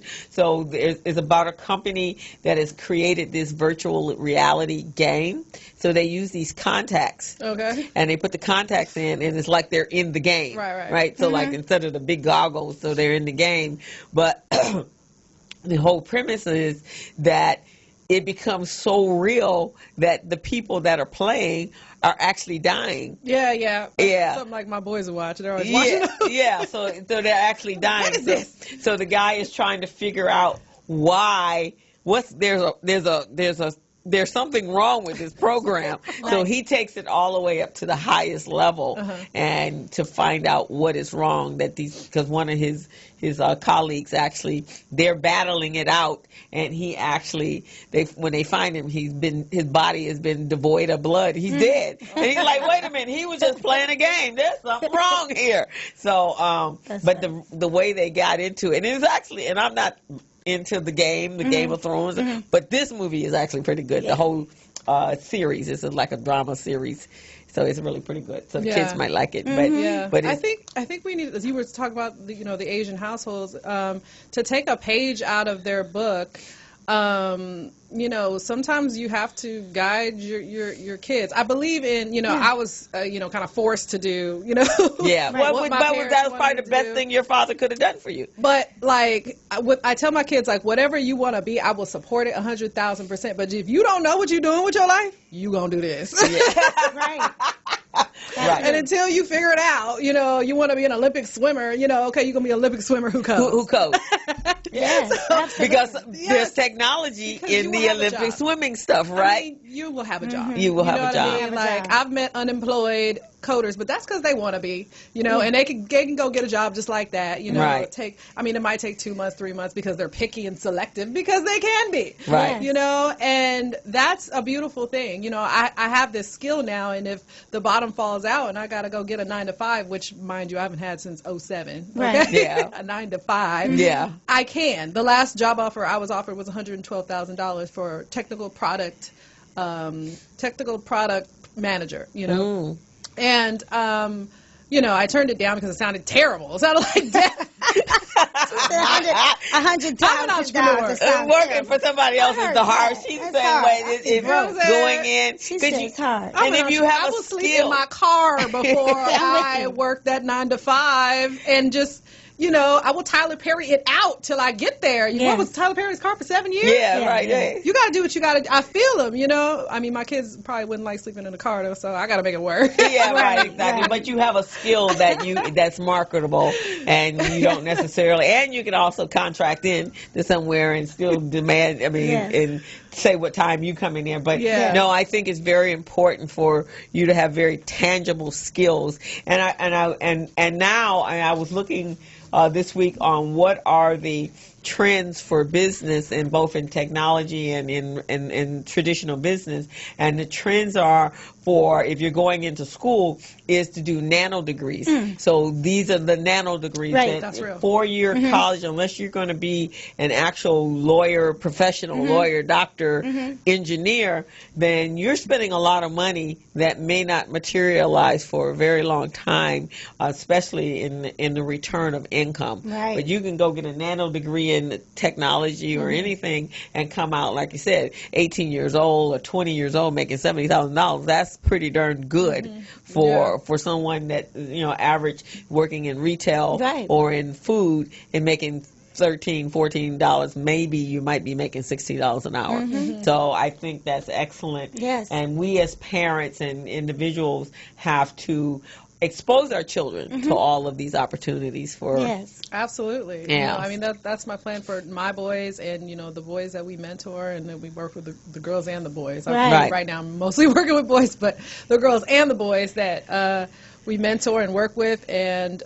so that, by the time they're 18, they have the option, of optional. Colleges, optional. Sorry, colleges, y'all mad. Yeah. But you got to be, because it's expensive. So and it's so expensive. And if you already making $70K by the time you're 18 or more, that's, I tell my boys, you can go to college, but you're going to pay for it. Right. Because you making $70K. Right, exactly. So you can choose if you want to go get a master's degree in that after you done got it at the junior college or at some certificate nano program, then that's more power to you. Yeah. That's on your dime, but still more power to you. And they can teach you whatever they want from, like you said, Udemy and also YouTube. It teaches you everything. So thank you so much. This has been Awesome great. having you. Thank you. I know, and I got to learn even more about you. Good. We're going to sit down and talk to Cassie about incorporating one of her programs with our tennis program. So I just talked to Marty this morning, and so we're going to have that conversation. And then we have someone that's coming. We're going to start probably next month. A young lady that wants to teach our tennis kids, Mandarin. Oh, wow, nice. Once a month. So I think that's so important. Languages, and just, and music, all around. That's like, we want to go into in the future. Like we want to build out a recording studio at our location and a video production studio, so we do video editing. Because creativity, I think that having like times of poverty, in my life, it gave me skills. Like you were like, what I got to do? Right, exactly. And it does. It takes your brain to another place, right? Yeah. As entrepreneurs, you got to be able to pivot because life doesn't always work out the way you planned it on paper or in real life. And so you got to be able to say, okay, now what else can I do using the skill that I have in order to make money? Right. And make money that I can survive on. Right. You got to be creative, and I think this community is the perfect place for like real creative talent, because tech is creativity. Yes. You're building the new Snapchat, like that takes creativity, both from the front end side of the pretty and it's it's beautiful, but also on the back end of how is it functioning. That is actually a very creative process. That people don't really understand, that so people shy away from technology because they're like, oh, that's just ones and zeros and boring, and it's actually super creative. You're interested in the backside, right? A little bit. When she does her website, she gets very much involved with the programmer on how, and she has a very specific idea of how she wants it, so she has to understand how it works from the backside. So maybe with all that other stuff I'm that about you to can learn. do. I'm about to Use the coding, because then she's going to really be about to be over. Somebody to reckon with. My own code. Because she has her new online platform that she's created. Right. And so that'll be cool. So that's all I'm missing. So you're gonna make me great. I'm gonna make you great. You're gonna make me great, girl. So and then we definitely have to talk about some synergy with the kids. And your boys definitely want them in the biz camp. We should start recruiting because they will be phenomenal. You take what they've already know and add, and that's what I found when they were a lot of times we were teaching the kids. You're like, dang, we got to teach them Microsoft and how to use PowerPoint before we can even get them to do their presentation, because that's just in some of their and into this day and age, it's amazing that there are some schools that don't have computer labs, and the kids have absolutely no access to computers at all. It seems to be most in all the ones that I've been in the last 4 or 5 years. The Really? fact that we have to do computer science 101, like open the file, Yeah. save here, Yeah. like copy and paste. Y'all don't know copy and paste. You know? I'll be like, I'm like the worst teacher. I'll be like, how you not know? They be like, are you supposed to say curse words, Miss Beth? I'll be like, no. But y'all Don't say these words. They're bad. Funny. You know? But no, I get it, because you're like, you don't not do this? Didn't they teach you this in school? You're like, No. why do you do a report? Yeah, they be doing on their iPads. They're on their iPads, like, doing things. I'm like, when you go to work, you are not working on an iPad. Like, Right. come on, education system. Like, Right. we need to prepare our students, our youth, Yeah. and our adults to go into the workforce. They're working on computers. They're not even working on Chromebooks. All the schools got Chromebooks. Yeah, all of them got Chromebooks. So, Would you Sean, all beat again, down- shout out to Sean, who just learned how to hack the Chromebook, so that, Yeah. so that can work like a regular computer, because you can't download software on a Chromebook. No. And, you know, as a coder, you need to download software. So that's been a challenge. Our biggest challenge would be our The technology, the actual technology. You know, computers are expensive. Yeah. So getting those, we've been reaching out to Apple, if Apple or anyone from Apple, HP, you know, Alienware. If any of you see this, we've been reaching out to y'all. Okay, Y'all want to help with diversity. We're going to Right, give you a clip, and then you're going to send it over to them. Right, yeah. And while you're talking about your roaming program, especially when you guys launch. So when is the center going to be open? So we're looking at springtime, summer at the latest. But Okay. until then, we're working. You know, it's not the prettiest right now, Right. but we can do what's important is that you can learn how to code. You go on, get your scholarship. You know, in turn for the scholarship, you will help us out. You will volunteer. You will be an apprentice. So that's what we do. Oh, it's kind of like a fantastic. trade-off. You know, and that's what we plan to do with the space as a whole. Like, we know this community. We're not the next WeWork. You know, we Yeah. can't be a co-working space like WeWork because this community can't afford WeWork. Right. You know, WeWork is not for us. Yeah, You know, right, in exactly. this community, so we need a center that is for the community. So the community has talent. They can paint. They can. Yes. Yeah. They It can has come in and talent. work. They can volunteer. Yes. They can clean. They Absolutely. can. They can. Once they learn to code, they can help build websites. Once they learn social media marketing, they can help. Once they learn gaming, you know, Yeah. whatever they learn, they can work right away. And so that's the point, to get everybody working right away for the community. It's very like community I centered, love it. Absolutely you know? fantastic. Yeah, so I hope to see, you know, your organization, other Yes. nonprofits there. You can do your classes. Shout out to Candy Lewis at Positive Results Corporation. I love Okay. what she's doing. Yeah, because she's doing some awesome stuff with the she's homeless. working with the kids, with the homeless. More about the heart. Yeah. The the transitional age youth. Yeah. More about, you know, I think I called a bunch of Silicon Valley headquarters. We got to get off.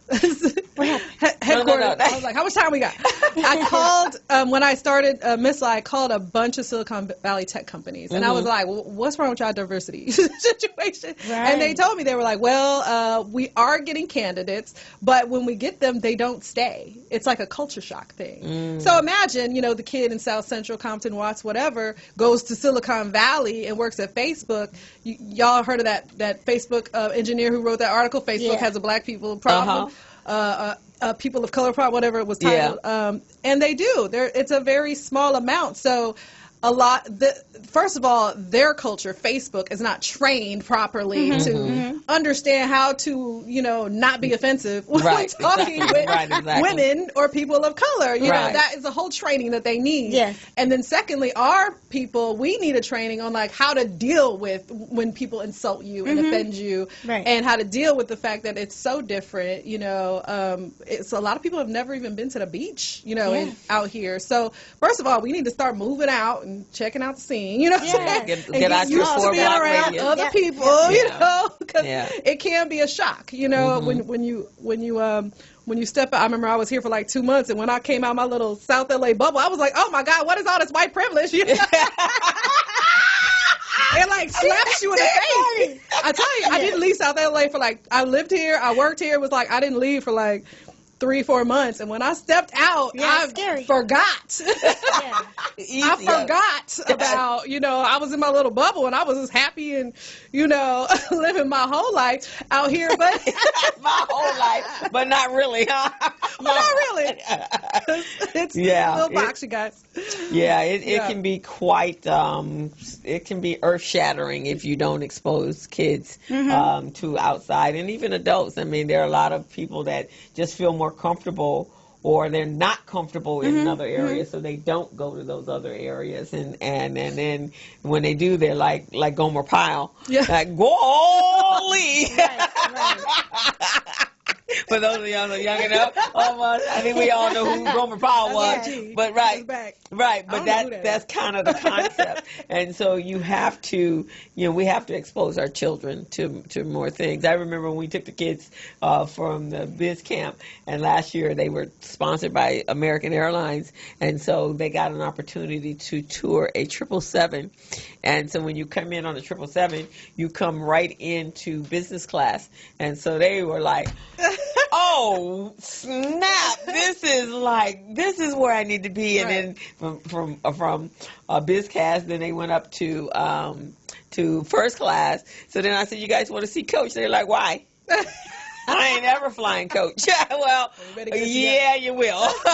Better get it together. So how much we got to make to be here? I said, well, that means you guys got to finish college. You got to you got to create these businesses so you can afford to fly on business class, which is about $4,000 or $1,200 if you happen to have some points and mileages. Points. Some points in biology, but exposing our children to other to the world, and the internet does that. So that's one of the great things about technology is it exposes, it broadens your horizons, opens up your mind so that you're not thinking so myopic, and that's fantastic. Yeah. Well, you are doing a phenomenal thing. Thank you. I definitely, from another person who teaches kids, to strive for bigger and better lives. I commend you because there's not a lot of us out here that work with babies. Yeah, it takes a lot. You got to be really dedicated. You got to be dedicated and committed to them. Yeah, and because it's hard because sometimes you got to get past all that other stuff that they do, and all the other stuff that their mamas have done to them with their daddies. And so, but just I know from working with kids as long as I have that the rewards on the other side when they become adults is phenomenal to see them to be well functioning and doing their thing. I just saw some kids of my ski program, their dads now, and they were both the two brothers holding their babies, their baby girls. I'm like, oh my God, this is absolutely. I'm so proud of you guys. I felt like I had to. I felt like it was my obligation. I mean, I was that kid. I was that kid, and someone somewhere, helped me out and guided me. I've had so many mentors, so many great mentors to just say, okay, look, let me just help you out a little bit. That just direct you in the right way, cool. So like, why shouldn't I give back, you know? And it's just, I don't know, I feel like it's better to serve a higher purpose. It's nice to have that secure 9-to-5 job at 6 figures. Boy, it was nice when I had it, but I've made 6 figures on my own, and I've lost 6 figures on my own. Exactly. So you've seen all sides of that, huh? But it's really just not that important to me. I live a great life. And I keep it simple because I don't know where the money's gonna go. And you have to be conservative, especially when you have children. Yeah, you definitely have to have that. Well, Cassie, it's been phenomenal having you on the show, and I am just so thrilled to know you, and and very proud of all the stuff that you're doing. Last shout out to Annenberg, Tyler from Annenberg. I told him I would give him a shout out because that's how I met Annenberg, which is helping really a lot with what we're doing moving forward, and we're super excited about it. Well, I am excited and can't wait to see it. Maybe I can teach a class over there. Yeah, absolutely. Yeah. We got this on tape? Okay. Yeah, we got that on tape. I'll call my buddy Terry. Hey, Terry. But I am so happy for you because this is what our community needs. And so thank you for being out there soldiering in your space, in the tech space, because that's important. All of us, and that we're doing what we're doing. Yes. And so please. So give them one last how they reach you. People come through with, volunteer, help us out with computers, connections, donations. Misla.org is the best way to find us. I'm Cassie Betts, CassieBetts. I'm real easy to find, like online. So easy to find. So, yeah, just hit us up. Come join us. Be a student. Take a boot camp. Be a teacher. Engineers, we need you. I know you make a lot of money. I know. Give back. But come on, give back. We won't pay you. I mean, it back. ain't your salary pay, but we do have a little extra change. Pay a phone bill with it or something. You know, come volunteer. Give back to the community of South LA, because we want we need real engineers. You know, to teach. How are you going to teach? You know, someone to really be an engineer if you're not engineering. You know what I mean? Like if you've never worked as an engineer, you really can't really. I mean, we can try, and that's what we've been doing in the schools and things, and it's a start. But if we want to get our youth and our community working and making six figures, and to the point where, you know, we don't have to be out in the streets doing dumb stuff for $1, we have to give back. Yeah, right. We do. You Give know? back, and it's a fantastic thing. Well, thank you so much. So we're going to go to a quick break, and so we can bring up our next guest, and we're going to take a quick picture with Miss Cassie, and we want to thank her so much. Yeah. And we are tuning out for a minute. We'll be right back. Hello, meet Larry. Larry is a general contractor. Larry is very good at his craft, but Larry has a very tough time managing his paperwork because he is busy taking care of his clients' needs. Larry just cannot find his important business documents when needed. Larry is also being passed over for bid opportunities from prime contractors because he is perceived as not ready. He doesn't know where his business license, certifications, insurance, and other key corporate documents are located most of the time. Lucy owns an auto body and collision repair shop and has been using a business management and procurement assistance program called Small Biz Pro to keep her business organized, business ready, contract ready, and bank loan ready.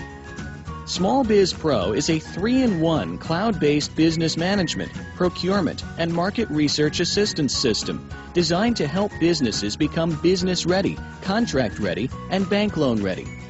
It also provides back-office operation solutions for small businesses. Lucy is able to stay ahead of her competitors because she uses Small Biz Pro to manage her business daily. Lucy just clicks on Small Biz Pro from her tablet, mobile phone, laptop, or any internet-accessible device for data retrieval, and she's got it. Lucy introduces Larry to Small Biz Pro, and now Larry is more organized and can now find all of his documents and new bid opportunities in seconds. Larry now saves $120 in labor costs for each missing or misplaced document. Just simply go to your web browser and log into smallbizpro.net and register today for a limited 30-day free trial offer. Services start as low as $1 per day. Let's put the competition out of business. Small Biz Pro. If you stay ready, you don't need to get ready.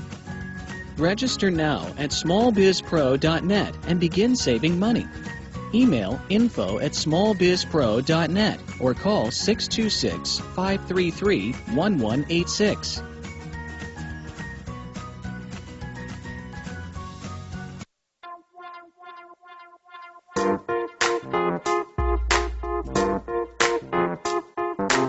It's your girl Dawn, and I'm back with your Get Up and Move exercise of the week. We're focusing on our lower body. We're building those glutes, working those quads and hamstrings with a switch lunge combination, starting with your knee up, out to a side lunge, power back up to a knee, reverse lunge, and a switch. Knee, side lunge, knee, reverse lunge, and a switch. Come on, knee.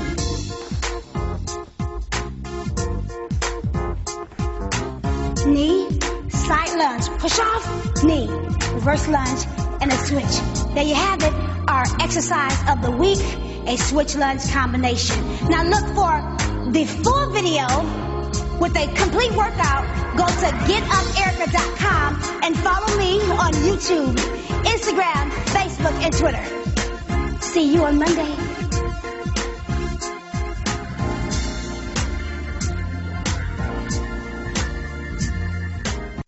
Hello, meet Larry. Larry is a general contractor. Larry is very good at his craft, but Larry has a very tough time managing his paperwork because he is busy taking care of his clients' needs. Larry just cannot find his important business documents when needed. Larry is also being passed over for bid opportunities from prime contractors because he is perceived as not ready. He doesn't know where his business license, certifications, insurance, and other key corporate documents are located most of the time. Lucy owns an auto body and collision repair shop and has been using a business management and procurement assistance program called Small Biz Pro to keep her business organized, business ready, contract ready, and bank loan ready. Small Biz Pro is a 3-in-1 cloud-based business management, procurement, and market research assistance system designed to help businesses become business ready, contract ready, and bank loan ready. It also provides back-office operation solutions for small businesses. Lucy is able to stay ahead of her competitors because she uses Small Biz Pro to manage her business daily. Lucy just clicks on Small Biz. And we are back at the Business Zone with Crystal, Gilbert, and Dawn. Dawn had to run out. She's got a trainer. She has a client that she needs to train this evening. And Gilbert, of course, is out of town and will be back next week. We have been having an amazing time. Miss Cassie Betts, boy, that girl is just doing it in the tech world, and that's so important in our community. But we're not done yet. We have another young lady here that I met a number of years ago, and she is involved in an organization. I guess you founded this, I Am That Woman, yes. And that woman is one that is connecting and engaging through business, through lifestyle, and to women of power. And it's so amazing because right now, women are like, you'll see it, with the swearing in, it was like over 100 and something women, yes, that are now congresswomen of all nationalities, all ages, all gender, whatever. We are just really, really doing it. But when I met you, so you're a best-selling author, you're a renowned speaker, you're a business owner, nonprofit, and a community leader of various sectors of the community, and a host in a call-in radio show. You're active in causes relating to women and girls around the country. But when I met you the first time, you were doing something in procurement, if I recall. Yes. Okay. Yes. Yeah. So you. And I still do that. You still do that. Still yeah. Do you that. And your husband, right? Yes, me and my husband. Okay. Because that's what I remember most. And in fact, I think after we ran into each other at the Black Christmas party, I was going, where do I know this lady from? And then it hit me. Wait, you were in one of our mastermind groups when we did that several years ago at the Los Angeles Urban League. Yes, I was. Okay. Yes. So this I Am That Woman, that came after, or have you been doing that all along? Actually, it came after. Okay. Of course, I've been in business for the past 15 years, and I still do that. I still do business with the government. Okay. Yes. And also, but this actually, I Am That Woman, it came on after. I say about the event. This event is the first event that I'm doing that says I Am That Woman, but I've been actually mentoring women for a very long time. Okay. Yeah. Okay. So this organization, are you helping to develop small business owners and the technology? I see career, small business, technology, lifestyle, education. Yeah. Actually, what I do, because I am also a mentor, so I mentor women in starting their own business, whether it is profit or non-profit. Okay. So I mentor them and I walk them through the process of what to do. Okay. And the forms they need to fill out and what they need to do from beginning to start. Anywhere from starting a DBA to a corporation, tax ID, whatever they need, I'm there to service them. And that's so important because women are so talented and so creative, and we do some amazing things. And sometimes when we, I've taught women how to use accounting and bookkeeping and teaching them to be bookkeepers. And afterwards they're going, wow, I'm more than a mom. Because at one point you weren't a mom. So you were more than that at that time. But sometimes I think women lose themselves in motherhood and give so much of themselves, and they never take time to think about self. They never take time, and I'm finding that a lot of times they sometimes women just need a push. Yes. And because of whatever is going on in their life, they feel like they're mothers and they have to take care of their children, so they never take time to really go after their dreams. You know, and I can really attest to that, too. I have 4 children. Matter of fact, I have 4 children and 12 grandkids. Yeah, I saw the picture. I went, wow. Yes, you know. So I was a busy mother also. But a lot of times what we just don't take the time to really go after our dreams. Yeah. And that is why it's my passion to help women to figure out what they really want to do, because a lot of them, they're very talented. And some of them, they know what they want to do, and some of them don't know what they want to do. Right, exactly. So you have to coach them and see what their passion, what they like to do, what they want to do, what are their dreams, what are their goals, and that's what I'm there for, to help them figure out exactly what they want to do in life. No, that is phenomenal. So this event that you're having, yes, which is on January 19th, and it's that I Am That Woman, and it's being held at the Proud Bird from 9 a.m. to 2. Yes. And is inspiring to become leaders. If you want to be an author or a speaker, set goals, improve social skills. And your target market are women between the ages of 25 and 55. Yes. So this is awesome. So where was this idea? Where did it materialize? Where did it come from? Do you really want to know? Yeah, I do. And I think for women that you're encouraging to come out there, they need to know why this is why you're doing this. To be honest, you know what? The reason why I am in California, because I'm from Atlanta. Okay. And the reason why I'm in California is because of God speaking to me and saying, I want you to move here. And that's a testimony all by itself. Right. And when I started this I Am That Woman, the Lord spoke to me. He said, I want you to begin to mentor women, and I want you to start this movement of I Am That Woman, because women today, they know that I am that woman. Well, what type of woman you are, you know, what type of goals you want, you know, can you make a stand and say, yes, I'm that woman. Right. I'm the one that you said would never be anything. Right. I'm the one that you say I'm just a mom. I'm the one that you say I could never amount to anything. So the Lord spoke to me and said, I want you to start this and do a prayer breakfast. And not only do I want you to start it here, I want you to take it around the world. So it's a 6-city tour. Oh, fantastic. And so is Los Angeles the first leg of the tour? Los Angeles, the first leg of the tour. This is phenomenal. Now, has this, so you started this when? With the whole... I Am That Woman. I started it last year. Oh, wow. And already you're going around the country. Yes. There you go. Yes. That's what I like. You make a plan and you just make it happen, right? Because a lot of times we spend so much time planning it, thinking it, instead of acting on it. And I think right today, you know, I've participated in a number of prayer groups and motivational morning talks, and there was one that I was on for, I want to say I was on it for 2 years, and I eventually came off, and I was talking to somebody recently, and they were like, well, Crystal, why are you no longer on the call? And I was like, well, you know, during the time when I was led to it, it was phenomenal. We were manifesting our dreams, or we were talking every day for almost 400 days. Wow.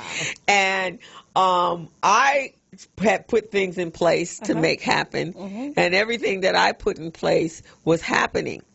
But there were other people that were on the call. They were just receiving the information but not putting in the action, the faith, right? Exactly. Because the faith without the action, it ain't gonna work for you. Right. So I was like, well, you know, and it is not, you know, I understand that we need some need more encouragement than others. Yes. But if you are asking the Lord to provide this new life for you, this new world, you got to take an action. You got to put a foot forward, right? Yes. And so I was like, well, I mean, I'm hearing the people, you know, asking and praying and begging for the same things. Well, it's right there. It's right here. You just got to you just got to go one foot in front of the other. And I bet you he will send you everything and everybody that you need. I'm going to tell you something. And that is what's wrong with the church today. Yes. Because Okay, church. I'm sorry. Okay. That's how I feel. And I have to look around like, okay, I'm just going to have to say what I have to say. I just have to say what I have to say. Because we're in church, we lift our hands and we praise the Lord and we say, God, bless me with my business. Okay? And then we have the idea, but we never step out to move on that idea or that goal or that dream. Right. And the church feel like it's just going to be dropped in their lap. Right. It's like, wait a minute. Because, and I say this all the time. It's like when you look at our communities and our people and you see all the problems that we have, and then we see all these churches on every corner, and then you go, we should never have we should not have homelessness, because you guys could put together your CDCs and you can help. You can go build teeny houses, buy apartment buildings. I mean, come on, y'all are in church. You're supposed to trust each other. So I don't get that part. Why do we have jobless people? Because you could be having job fairs every week at your church. You know, it's interesting because when you said that, I own several businesses, and one of the businesses that my husband wanted to buy into was a franchise, and it was a janitorial company. And I told him, I said, what do you mean a janitorial company? I'm not cleaning nobody's toilets. I'm just not, I'm not that girl, okay? Sorry, dear. Sorry, we hire people to clean our toilet. You want me to go out and clean somebody else's toilet? Right. But anyway, he said, no, honey, there's men in the church that needs a job. Right. And he said, and this is a way to, they can't do what we do, you know, they don't know how to work at a desk or make sales or anything like that. He said, but there are some that could do janitorial work. Right. And so we were like, okay, all right, okay, you can do it. And we did. We started the company and we hired people in the church. Some of them stayed, and like my husband says, sometimes you create a job for someone, but you created that job, but they really didn't look for the job. Right, exactly. So you created a job and gave them the job, but guess what? They're not doing the job. They're not doing the job. So what happens is that, especially I found in church, a lot of times you create something for them to do, but you wind up having to go outside the church to get somebody to do the job right. Right. Exactly. And we ran into that so many different times when we hired people in our church because they need a job and they wind up not doing it. Exactly, because but I think if it was the churches were doing it, the churches was helping motivate them to okay, we're going to train you, we're going to help you, we're going to uplift you, we're going to do all those things, and then now Jeri and her husband have a job for you, and then even possibly the opportunity to be a franchise owner yourself if you watch and see how they're doing it. But I think that's where our churches are failing, is because we're not teaching them how to fish. Right, exactly. We just handing them. This is so good. Yeah, they're handing them the everything. We handed it to them, and that's the church's. In my opinion, that's your responsibility. The responsibility, and that is so true because we actually just started. My husband, we started a leadership class at our church because we find that a lot of people that call themselves ministers, which is in a leadership position, really don't know how to lead. They are not leaders, which is probably why they can't do what I'm asking to do, because it's so far out of their realm. Exactly. And when you are in a position where you have to, like Cassie was saying, she was homeless. She has to. The young man that just walked in the door, PA, he also, and he's got an amazing story, and I think we can actually pop you in for a few minutes because this will feed right on in because his story is he was also homeless, but in that he used that time to create a book. And now he wrote quotes, I believe, right? Right, so come on up. Oh, okay. Yeah, come on up. We're going to just pop you right on in. And this is PA, and PA has a, you call yourself, what do we call yourself? What I call myself? I changed my name to Billionaire. Billionaire. All right, yeah. Right. And so his story, and he'll quickly tell you his story, and then it will feed right into what we're talking. So Jeri is having a women's leadership conference and helping women stand into their power and their glory and become the business women, the entrepreneurial, whatever that is that they need to be. So quickly tell them your story. Oh, that's good. Congratulations, first and foremost, Thank on what you. you're doing. Anybody that's setting out to inspire culture to have a healthy and a wealthy mindset is definitely needed, because a lot of people don't understand the value of their mind. But my dream is to basically inspire 1 billion people. I slept in my truck for 63 straight days. I was homeless 36 months. I wrote 83 books in 63 days. Wow. All my books are high-end, custom-designed books, basically to inspire people to understand my worth, understand my value, because I do understand my worth and my value, and I understand that people don't appreciate free stuff. And if you want people to take your message serious, you know, you got to take something that's that's worthy to them and make them appreciate your stuff equivalent to how you appreciate it. Exactly. And so that's what we were talking about, is our people, you know, the organizations that supposedly are there to help our people, and that are not there for them. And I think we need to embrace the fact that, you know, we're not as special as we think. We just don't, the places where we go get the help are not providing us with the help. Exactly. and I am 150% in agreement that we have to stop the free stuff. Have to. Oh, yeah. Because the free stuff is destroying us, because it's always that handout type. And we got to twist it. It's kind of twisted, because we want the free and the bargain, but when we get it and it's free and bargain, we do not value it, right? So you're asking me to give you the hookup, but then if I gave you the hookup, then you're not going to value what I gave you. Yes. So it's like, I need to charge you more so you understand. So it's a real twisted kind of relationship. No, I mean, you know that when you watch like the ladies I see when they buy their Gucci and they Louis Vuitton purses. Right. You never see a lady like turn when they wear the purse. The Gucci is hid on the inside closest to them. They make sure you know that it is a Gucci purse. Am I wrong? No, you're right. Tell me right. Yeah. So my point of that is, the only reason you do that is because you pay for it. Yeah. You know what I'm saying? So that's what we got to start doing. Black people, I'm telling anybody, I'm never going to apologize for being black and amazing. And I'm not going to apologize for, you know what I'm saying, my mother raising me to understand my worth. But I think black people are the most talented and most creative people on the face of this earth. And it's one thing that we just did not learn, which was business. We know how to sing, we know how to dance. But for some reason, when it comes to business, we think to buy something for $1, sell it for $2. That's a broke mentality. Yeah. Your minimum markup has to be minimum 300% markup. But when you speak in the terms of percentage, most people don't know how to add that up. You know, so you know, and that basically means if you bought something at $5, you should be minimally selling it for $20. Right. So that your business can stay in business. But we're so used to, you know, having a broke man. I had a mentor, so that's why my mindset is just different. He always taught me don't negotiate over just stupid stuff. Like you negotiate a car, a house. I'm not finna negotiate no $25 T-shirt. Right. No, right, exactly. Okay. It is what because you couldn't do that if you went to Nordstrom or any other place. You can say, you know, Judas down, you know. Yeah, no. If they got $50 on that receipt, on that tag, guess what? You're going to pay the $50. Yeah. Because if they want something bad enough, if they want to go see Beyonce, they're not going to go and negotiate the $200 or $300 ticket. They're going to go, right? They're going to go. So I think, so that's one of the things that when I'm teaching in my classes, I'm like you as well. I'm giving it to you on the real. Yeah. And when you want my services, I told somebody I was in a workshop last week on Wednesday, and I said, okay, so 2019, there's no Crystal gives nothing away. Everything I'm doing is for money. Yeah. Everything I'm doing is got a price tag on it. Yes. Now, and if I choose to discount it, that's on me.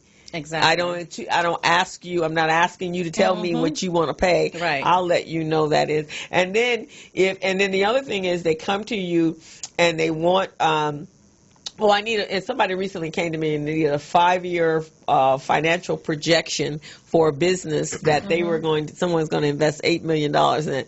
And so they were going, well, how much are you going to charge me? Why are you even asking me that?